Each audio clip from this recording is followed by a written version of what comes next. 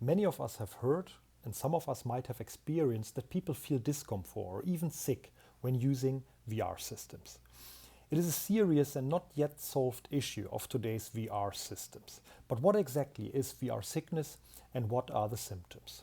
There are a lot of terms describing similar but slightly different concepts of sickness related to motions.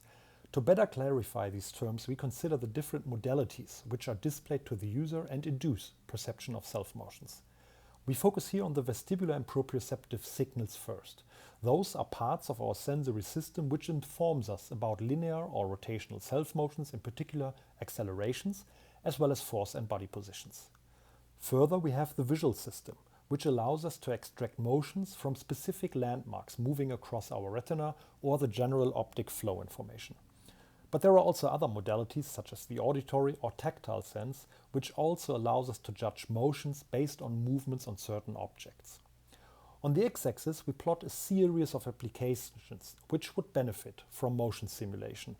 Those applications can be narrow, for example, it might be a movie or a game, but they can also be wider in terms of VR applications, which includes education, simulation, or training. In this graph, we can now illustrate different kinds of motion sickness. Motion sickness in general describes a malady caused by certain kinds of motions. These can be induced via single modalities. For example, vestibularly induced motion sickness can happen when you place somebody blindfolded on a swivel chair and start rotating that person. And this might lead to discomfort and disorientation. Visually induced motion sickness is similar and happens quite regularly. Here we also speak about self-motion illusions, since the user do not actually move but get the illusion that they move. This happens, for example, when you provide a stationary user with visual information displayed on a TV screen in the cinema or on a virtual reality head-mounted display. Similarly, auditorily induced motion sickness can be induced, for example, if you just display sound sources moving around a user, which can then lead to the illusion of self-motions for this user. For some application scenarios, modalities are combined. In cinemas, you typically combine visual and auditory information, which might lead to cinerama sickness. This could happen, for example, when you use a large screen on which you see and hear some cues which provides the illusions of actually moving while you're actually sitting on a chair. In games, you will get additional but yet small amounts of proprioceptive and vestibular self-information, for example, when you use a force feedback joystick or some sort of gaming motion platform.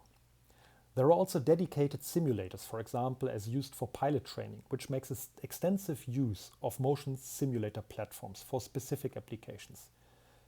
Here in this Birds of Feather, we focus on VR sickness, sometimes called cybersickness, which refer to sickness symptoms which evolve from the combination of multimodal self-motion cues and which can be applied for numerous VR applications, ranging from training, simulation, education, or entertainment. So what are the symptoms that people might perceive and which might lead to discomfort or even sickness? These symptoms can be mostly classified into nausea, occumulator, and disorientation. The symptoms typically range from burping or stomach awareness to eye strain and headache to perception of fullness of the head or blurred vision. Typically, those symptoms start after a couple of minutes and increase over time. They can just lead to a general discomfort, but also to the requirement to stop the VR exposure because people feel discomfort and fatigue or even ill, or they must even puke, though this happens really rarely. Symptoms typically last just a few minutes, but they can also last for multiple hours and even occur as after effects. So it is really important to understand the reasons for VR sickness and potential countermeasures to prevent or reduce VR sickness symptoms.